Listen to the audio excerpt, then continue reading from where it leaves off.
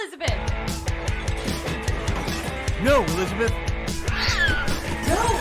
Elizabeth, don't!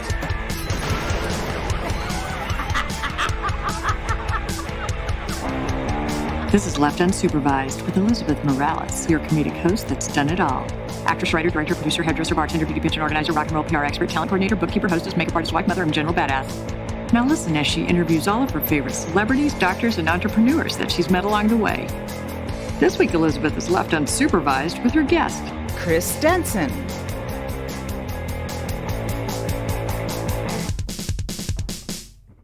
Hey guys, I'm here today with my buddy Chris Denson. Hey Chris. Hey! He is an innovation expert, marketer, recovering stand-up comedian, and author of the amazing #1 best-selling book, Crushing the Box, 10 Essential Rules for Breaking Essential Rules. Chris is an expert at uncovering the best thinking across a diverse array of cultures, applying his expertise to the likes of the White House, Art Basel Miami, and Omnicom Media Group. Oh my God, I'm so tired. He is a busy guy. He's been featured in Adweek, Forbes, and the New York Times. I cannot wait for you guys to talk to him and get more information of where he gets all this energy from. How are you feeling today? I feel good. Like as the great James Brown once said. No, I feel good. You know, rested from the weekend. Yeah. I did a little bit of too much tequila last night. Ooh, So that's my favorite. How do you drink it? I had it was, some LA party, and it was like, oh, you can mix it with this infused gluten-free juice. And I was like, okay. Gluten-free, it is so freaking LA. Exactly. I was Gluten-free. like, okay. So, when it's free, it's for me. Hey, and tequila is always for me. You know, I have these like Himalayan salt shot glasses in my freezer. And the whole glass is salt, so you don't even need the salt. You just put the tequila in the salt. It's got a lining, so it doesn't taste like salt. And then you shoot it back with the lime, and it is delicioso. See, I'm more of a gin and or Jameson guy. Are you really? Tequila's not my thing, but again, it was free. It was Free last tequila night. trumps everything. But yeah, so like for me, it's like Bombay Sapphire and Jameson. Not together, but just like those are my two go-tos. Gin gives me a gnarly hangover. Oh, I'm sorry. Yeah. That's how I felt about tequila. Really? Yep. Everybody's different. That's so says true. science. So how much drinking are you going to do over the holidays? How are you feeling about the holidays? We got to get into that. I feel like I got to get down to my eating weight. You know, it's like, it's like, all right, let me lose 20 pounds so I'm gaining in 12 hours of eating. Yeah. How much candy you been eating lately? I'm not a candy person. So, like, I can get away with, like, my little two-piece. I'm more of a savory eater. So, you give me something with some seasoned salt and paprika on it, then we've got a problem. Oh, the paprika threw me off. I just had a weird flashback of my mom cooking on, like, the holidays, and it was, like, always paprika. She just, like, paprika was her go-to on everything? seasoning. Yeah, it was just like, put some paprika on it. Oh, my God. But it's cornflakes. No. Hey, gives it coloring. Food coloring. There you go. Exactly. So I am kind of stressing out a little bit. I have 20 people coming over to my house. 20? 20 people, and I rent everything. I rent tables, chairs. I mean, cook. 21, by the way. Oh, yeah. There you go. Yeah. Are you inviting yourself? I just did, yeah. You're more than welcome. I'll Every follow year. you home after this. I know where to go. And let me tell you, I'm a good cook. Actually, every year I used to, a huge pork shoulder, 25-pound pork shoulder, and a turkey. Very Cuban. I'd have the rice and the beans and all that. Now I'm just like sticking to the American. But my house is crazy. Do you know how crazy it could be with Cubans? Like about 15 Cubans in a house. That sounds crazy. My husband's a nice Jewish boy. Oh, that's a lot of culture. Is there a Jewish and a Cuban Thanksgiving? It's funny because like I'm black. My wife is white, so you got like all these like weird blends of cultural traditions and what are we going to do this year versus next year, and whose house are we going to? We're going to do so. Whose house is funner? I think Black Thanksgiving is you cannot beat Black Thanksgiving. No, it's like Latinos. We're loud though. Yeah, but see, it's you are loud. We're loud too, just different loud. Yours a little bit more like high pitch. Very. It's a little bit more high pitched. We talk over each other. Ours is like music and shit talking. Like that's pretty much the rub. Can I cuss here? I didn't. Absolutely. This is PG It is. 12. It is absolutely. I'm not a big cusser. It just on occasion It slips it falls out of my It's all right. So yeah, it's I'm gonna say ours is more fun, but hers is nice. You know, it's quaint. It's nice. I'm always like, where's the music? Like, how come there's no music here? Okay, well, yeah, I don't get that. Like, and my Thanksgiving, it's my husband. We have salsa music. We are dancing in the kitchen while we're cooking. There's 50 conversations going on all at the same time. I know every conversation that's happening at one time, and it just is. My husband's like, "Can you turn the music down?" I'm like, "No, we're cooking. We can't. You're like, why? You know, we can't." And then Christmas comes along, and that's very calm. You know, because I have my family coming in from Miami, but not on Christmas. You know, he makes a lasagna, and we just have a bunch of people come in and out. Lasagna. That is 100% not a holiday meal. Christmas Day, he makes the fucking kick-ass lasagna. Trust me. People are calling me already asking me if he's going to make it. And we have all our friends just come throughout the day whenever they want, and they just come in and we eat. Are you like a natural host? I am. I love because it sounds like it. Yeah. Yeah. I love it. Although I got to say that as I've gotten older, I'm like, it's a lot more work, you know, especially, you know, trying to get a business together and all that, you know. It's a little bit more challenging, but I have to do it because I'll go to your house and then I'll always want to clean up.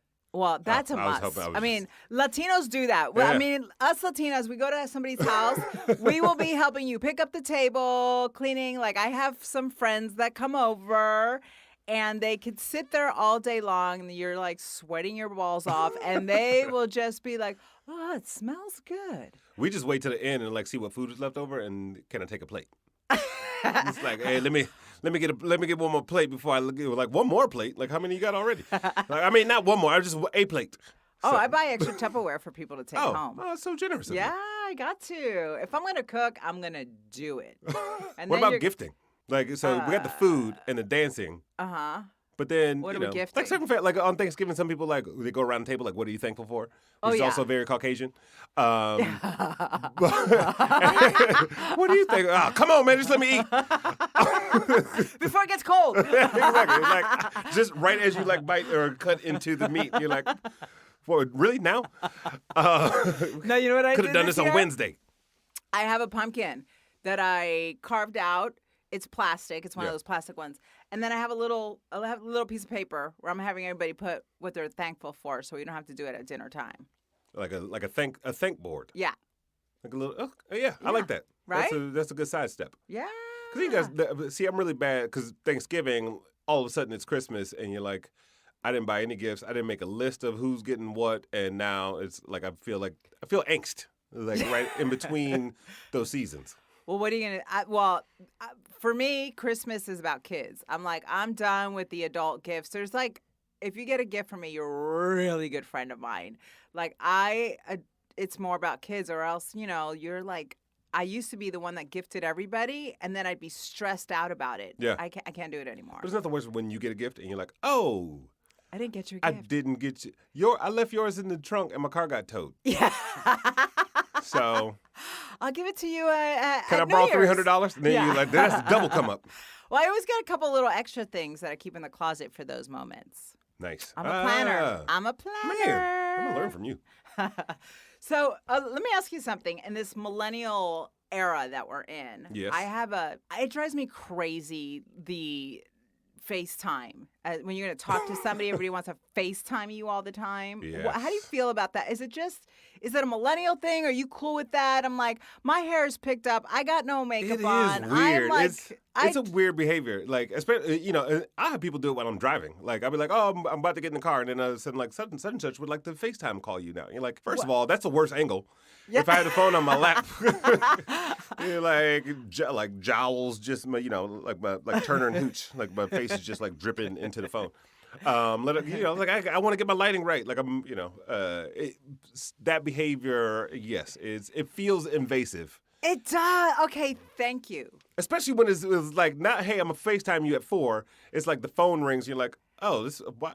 And then, especially if you're in public, you're in a restaurant or something like that. You're like, okay, now. What do you do? Yeah, exactly. Because then you're also having a speakerphone call. Okay. Oh my right? God. Because now you're like in a restaurant, you're looking at somebody, you're like, oh, I just had the best paprika sandwich. I'm the girl that'll tell the person on the speakerphone, like, I don't need to hear your conversation. That drives me crazy. I don't want to hear somebody's conversation. Proud Latina. I don't. Do you? I don't want to hear that John had an affair with Mary. And, I'm you know, nosy though. I'm the guy. you? Like if I'm sitting behind you on the plane and you're sending your last goodbye text messages before the plane takes off, Are you, I'm reading the whole are you conversation. looking? Are you really? Yep. Yep. Ooh, that's good. It's always to know. good juice in there. Or I That's will good to side eye the know. person next to me to see like what they're looking at. What about texting? Texting, like, I'd rather do a phone call, like a 2-minute conversation, than a hour, 50-minute texting You know back what's and really forth. funny? Because of the work I do on a regular basis, when texting first became a big deal, Right. I was like, this is dumb. Nobody's going to do this. It's so much easier to have a phone conversation. Now look at it, right? There's like billions of messages that go through every minute. And now you're like, text me. It depends on. I hate when somebody asks me like a deep question on text. Somebody did that to me earlier. It was like, "Hey, can I ask you a question?" I was like, "Sure." And it was like, that is not a textable conversation. Like I need to pick up the phone. I'm not going to spend like the next 20 minutes with my 2 fingers typing you some, thought out response. I was like, call me when you get a chance. Plus, you don't know the inflection in the voice. Right. That's like important to me. Like I'm a communicator, so I need to hear how you're, because texting you can read it and it could be you read it totally different than how it was said. No, I didn't mean that. Or, yeah, you put your own spin on it. Yeah. You're like, what'd you say to me? Yeah. What you mean, happy birthday? Happy birthday. It's like misread text messages have caused many a breakup, I would imagine. Oh, I'm like, sure. You get enough in a row. It's like, yeah, I'm out. Like, I don't like how you talk to me. Like, but it was just a text message. Okay, so it's funny. I had this friend that she would read into things all the time, right? And so you would have to talk to her, and before you would, and she was like a master. Like she had to control everything, and so you would have to think about how you're going to talk to her so she wouldn't misconstrue it, whatever. So, and New Year's, she sends me this text, and she's like, cleaning house this year, getting rid of all these friends that are just not working for me and blah, blah, blah. And I was like, girl, I hear you. Me too. Cleaning house. Talk about misconstrued. She meant it for me. And the whole time my husband's like, I'm like, oh my God, I'm cleaning house. She was getting rid of you? You should get rid of me. What did you do? Why are you such a bad She friend? thought I had a party and didn't invite her. Oh, something It's petty? just like some stupid stuff. And, it's just one of those high maintenance friendships that you're like, you're almost relieved. Well, that good riddance. you're What's her like, first and last name? Yeah, exactly. I almost said it. Beep, beep, beep. So anyway, thinking of saying that being said, yeah, I thought she was telling me, I'm like, she was motivated to get rid of that. And so my husband, at one point, I'm reading that, and he's like, hello, she's talking about you. She's getting rid of, like, she doesn't want to be your friend. And I'm like, no. Like, I didn't, and it was all because in her head, I had this huge party because me and another girlfriend of hers had champagne glasses in different social media posts. Like, who the fuck isn't 13? drinking champagne?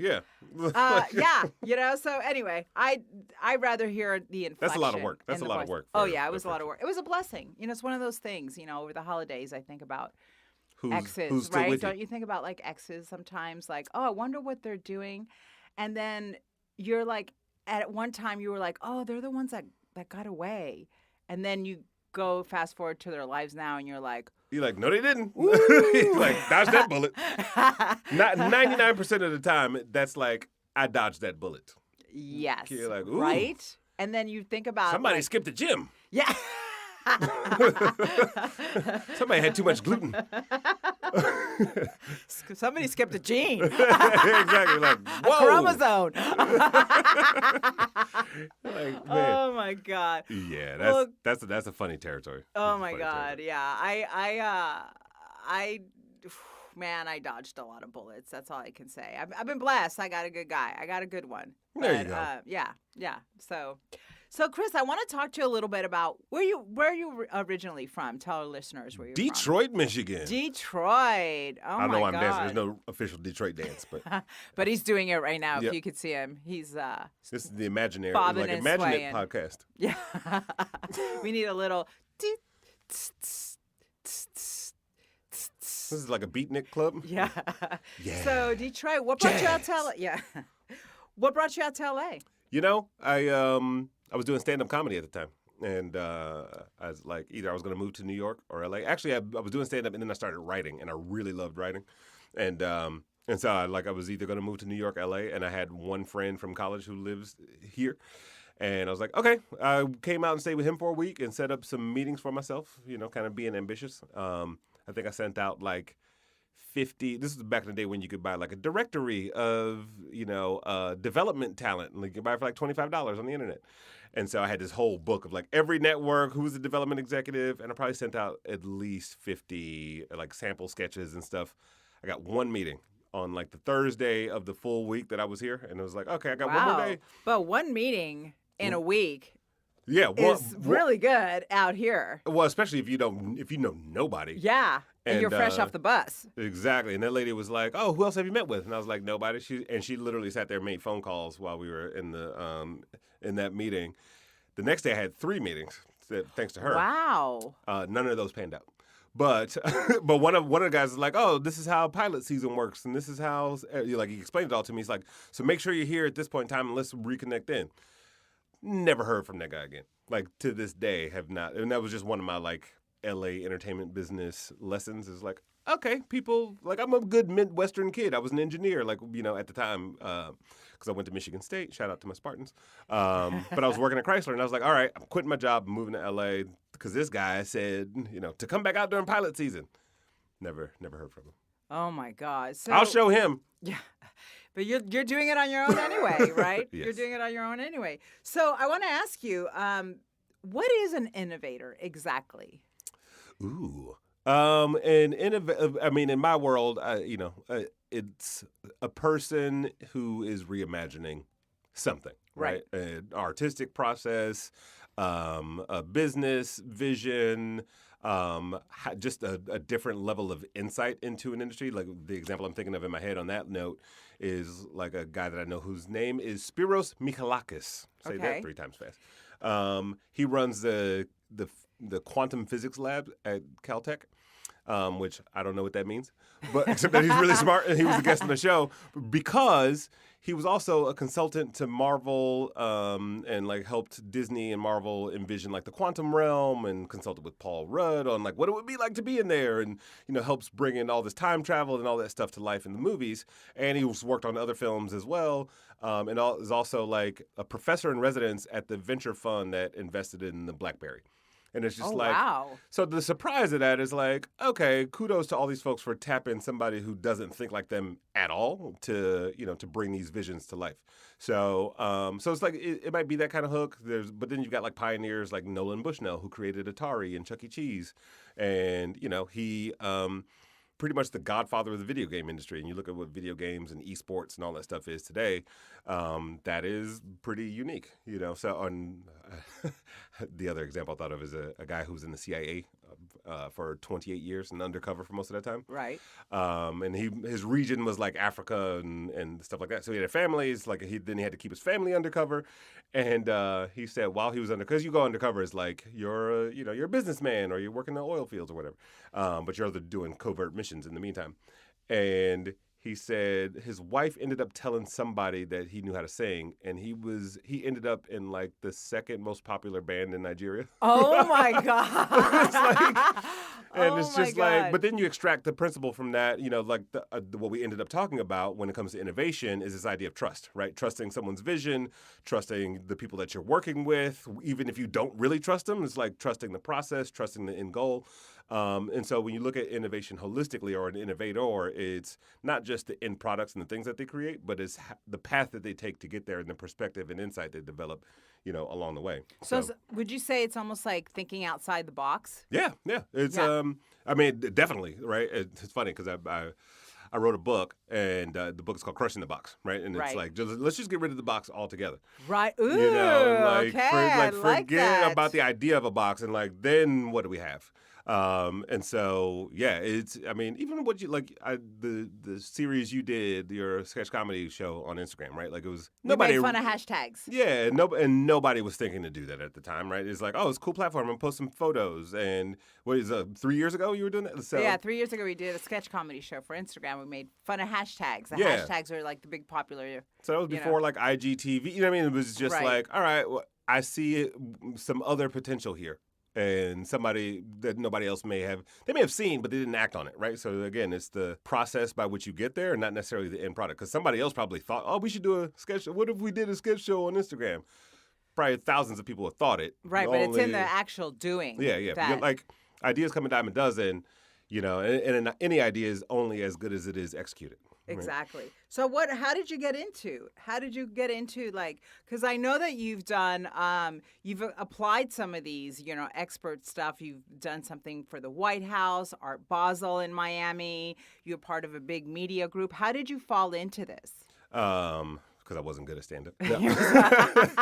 They're like, we don't want you here. Go do something else. No, I think, those lessons when you go to a city like Hollywood and you're working in the business is like, everything's seasonal, right? You work on this project, and then that goes away, and you work on the next project, and then that goes away, and then you're lucky if you get on a show that lasts for, 8, 10 seasons or whatever. And in between time, I would just I wanted to still eat.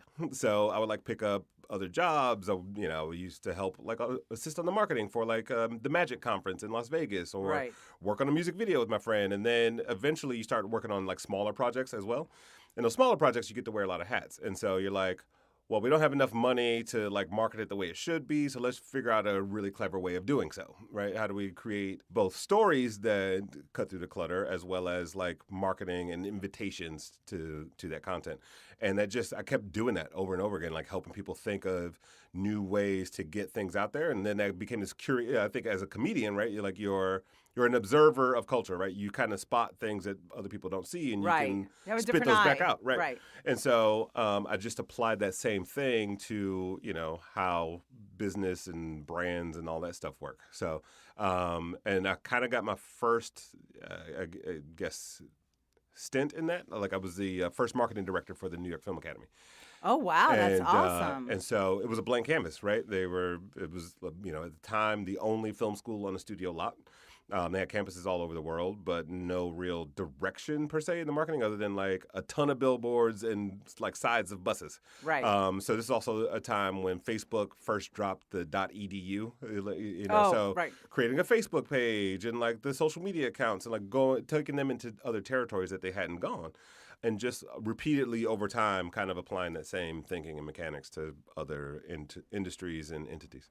And you also have a podcast, right? I Aside do. from your book, you have a podcast, and your podcast is called Innovation Crush. Yes. And I like how you did the armor. You pumped it in. I was like, yes, yeah. I pumped it up. So you've had amazing guests, right? People that you've interviewed. Tell me a little bit about your guests. What is the coolest guest that you had that maybe you really kind of tapped into what they were saying?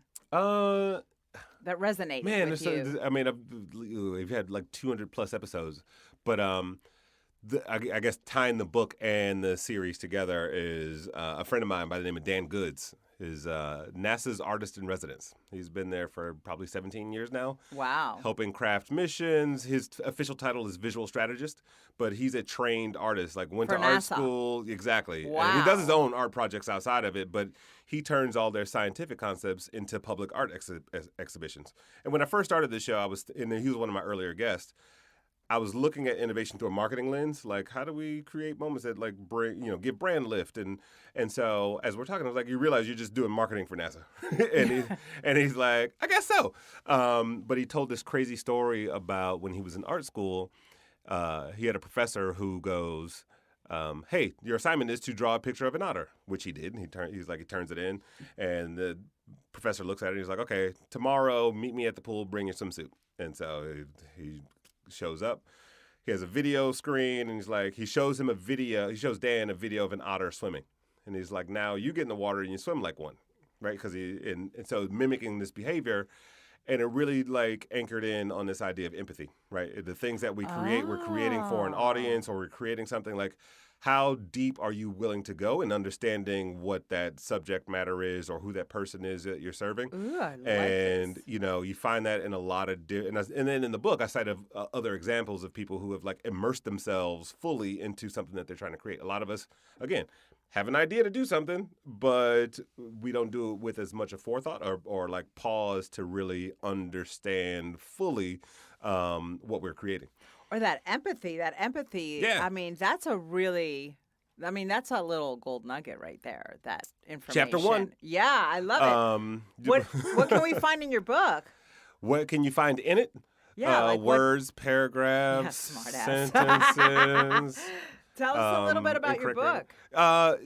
It's the subtitle of it is 10 Essential Rules for Breaking Essential Rules. Okay. So So I was able to take, anecdotes from my guests as well as personal projects and things that I've worked on and organize those into 10 principles, almost like a handbook for innovators. And the book was the #1 bestseller, by the way. But it was, so you've got Swim Like an Otter is the chapter about empathy. You've got one that always gets me in trouble is Put Women in Their Place. That's excuse chapter me? 7. Exactly, right? what? Because, which is at the table, right? And That's see? you see. So you want to You have got me there. equal footing when it comes to ideas and creative input, and it's not just a women's thing. It's just you want diversity of thought in anything you're creating, right? And it's the reason why you call your grandmother and be like, hey, I'm creating a sketch comedy show on Instagram. And she'll be like, what's Instagram? And you're like, okay, let me dial it back a little bit. And then she may have some other input. Oh, when I was a girl. Right. I don't know what your grandmother did when she was a girl. But the metaphor got way out of hand. But it's just asking people for their insight, their perspective on the problem you're trying to solve. Every great innovation solves some sort of problem. So right? being open Yeah. to really Yeah. taking in other people's, what would you say? Other people's Just their input, their input, perspective. Yeah, the perspective. There you Yeah, go. and I think it could be as with all the conversation we're having right now around diversity and inclusion. It's not like a race or gender thing. It is, but additionally, it's also just the real value is having diverse perspectives, right? Yes, I agree. And I think we're in a time now that it's a lot easier for that to happen. I think it's starting to really come to the table. I mean, there's still going to be challenges, but I think people are more aware of that now. Yeah. So, Chris, what do you think are some of the challenges that you've had to face, whether writing this book, being an innovator? What are some of the challenges that you've had to overcome? The first thing that comes to mind, and I talk about this often, is imposter syndrome. It's kind of like thinking that the other people are going to find out you're not as good as you said you are, Oh, I like this. And so, learning to live with that, not necessarily get rid of it, but to, work through it. Right. And almost use it as an advantage. Because I think that's also the same thing that kind of pushes me to a semblance of or resemblance of excellence. Right, because I was like, I need to make sure this is great because I feel like this is how I feel people are perceiving me. Right. And so, I could very easily let it be something that's daunting, and every conversation, every meeting, every idea I present or whatever becomes this sort of oh, they're not going to like it or they're going to blah, blah, blah. So I'm always just kind of pushing the envelope, crushing the box, if you will, to try to get it through. So I guess one of the biggest things I overcome was myself, right? Yeah, I Constantly? I'm very presentational. Yeah. Like me, myself, that's something I've had to overcome is I'm very presentational, and being that I grew up in a certain religion that you had to be perfect. Yeah. And so it's almost like this indoctrination. So throughout my life, my challenge was stop being Scientology? Jehovah's Witness. Oh, okay. Oh, Yeah. worse. Yeah, let me tell you, let me tell you, it's been an interesting journey. Like now that I see, the indoctrination and stuff. I left that early in my, I told them I laughed. I couldn't handle the indoctrination, and so I did leave. But in this being perfect or you're going to die kind of thing, throughout my life, I've been very presentational, like, oh, my God, I have to be perfect. I have to be perfect. And that was a challenge for me because you're not going to be perfect. And now at this point, I'm like, you just got to be authentic. Just be me. And whoever doesn't like you, then they're not your people. Yeah. That's kind of like, so that's pretty cool. So listen. I want to play a little game with you, but before I do that, I want if you could plug your social media for everybody to be able to find you, get your book, listen to your Everybody podcast. get your pen out. Yes. Densonology. Benson, spell it. Denson, my last name. OLOGY, like the study of. Okay. Study of oneself. Or at Innovation Crush. So on all platforms, pretty much. Okay, so say it one more time. At Densonology. DENSONOLOGY, or at Innovation Crush, and everything spelled correctly. Innovation, you can figure out how to spell it. Just do it like a Google spell check. Google search. And Crush, all together as one word. No underscores, no umlauts, no apostrophes, no accents. And when are you going to make your candy bar? Innovation Crunch. Innovation Crunch. You just... It's not as funny as you think it is. I see your brain ticking over I know, there. like, because it could make you smarter. It could be like, you could have some sort of like brain thing in there. An amino Although acid. I might get sued by Nestle. So. Hey, no, it's not nothing. Or close I'll to sell it to them. There If you anybody go. from Nestle is listening, let's make a candy bar that makes you smarter. Innovation Crunch. Yep. So listen, I want to play a little game with you. It's called 2 Tweets and a Lie.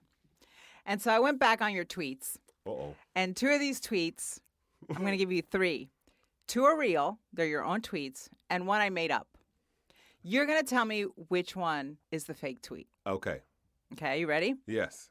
I give up 30 years of failed Rubik's Cube attempts. Hashtag the struggle is real. Second one, styling and profiling. Hashtag getting it done. The third one, still don't know quite when an avocado, an egg, and a piece of toast became $16. That's I didn't think this was gonna be as hard. I was like, this is a dumb game. And I'm like, oh, wait a second. What did I say? I'm gonna say it was the second one that I didn't say. Styling and profiling. Hashtag getting it done. Yes. You're right. Ah, Okay. nice. Okay. Here's the next one. Not to engage in the pursuit of innovation is to live life with a narrow perspective. Hashtag crushing the box. The next one. Okay, that's enough interneting for the day. Real life Iron Man flying suit. Next one. Nothing is more frightening in the world than the first sip of tea. Oh, I remember that one because that's a true thing. The first one I did not tweet. Damn you. Did I do? Oh, yeah. It was hard. It was actually like Not to engage in the pursuit of innovation is to live life with a narrow perspective. Hashtag yeah. I just crushing the box. the only reason again it's weird because I actually didn't know, and I'm like I'm not that like profoundly. Oh, I made that one up. Yes, it was I well mean, done. It was very profound. Thank you. Okay, next one. Just saw a guy with a smoothie and a bag of pork rinds. Pick a lane, buddy. I remember that guy. That was weird. I gotta tell you, I laughed. What up with the septum piercings? Hashtag can't even. The next one is, your voice is weak, homie. Kind of tired of being judged by the internet. That one. That one's a fake one? Yes. That's a real one. Is it? Yeah. Wait, what is your voice is weak, homie? Your password is weak, homie. Kind of tired of being judged by the internet. That's your tweet. Oh yes, Do you remember that? Yeah, I mean I don't remember it, but but I do hate the fact that like they're like, oh yeah, your password is weak. You're like, come on, like I now have to think of another one. Nah, that's good. That's 3. It was like it's my best password attempt. I did it. I stumped you. I thought, it's hard. You should see some people are like, I would have never also tweeted scary. that. Yeah. It's also like, wait, like this is years worth of jargon. Oh, 2. I went back to 2017. Oh, yes. Yeah, it's funny. Usually people get pale white when I tell them I'm going to do this. They'll be like, oh, shit, what did I tweet? Yeah. And what phase of my life was I in? Exactly. Obviously, I was mad at. I did it today. Somebody sent me a file in Dropbox, and it was like, you have to create a password. And it was like, weak. So I'm like, come on, man. Give me a break. You are being judged then. Yep. Well, I got to tell you, my favorite tweet is I just saw a guy with a smoothie in the back of pork rinds. Pick a lane, buddy. Yes. I freaking laughed out loud with that one. I laughed out loud when I saw it. Like, I was like, what are you doing? Oh, my God. Well, Chris, thank you for coming in. I really appreciate it. You guys, you can listen to his podcast. Where can they find your podcast? At Podcastopia. No, it's just Google Innovation Crush. The website is thecrush.co. Also bought innovationcrush.com for the people who are like lazy. But Spotify, iTunes, iHeart, Stitcher, Player.fm. So everywhere. Yes, everywhere. Everywhere. Can you say everywhere in Spanish? En todos los lugares. Yep. Wait, one more time. En todos los lugares. Yep, exactly. Good job. All right, Chris. Well, thanks again. And I hope to see you soon. I hope to see you soon, too. Okay. All right. Thanks for listening to Left Unsupervised. Don't forget to stalk us on Facebook, Instagram, and Twitter at Left Unsupervised Podcast. We'll catch you guys next week. Thanks for listening.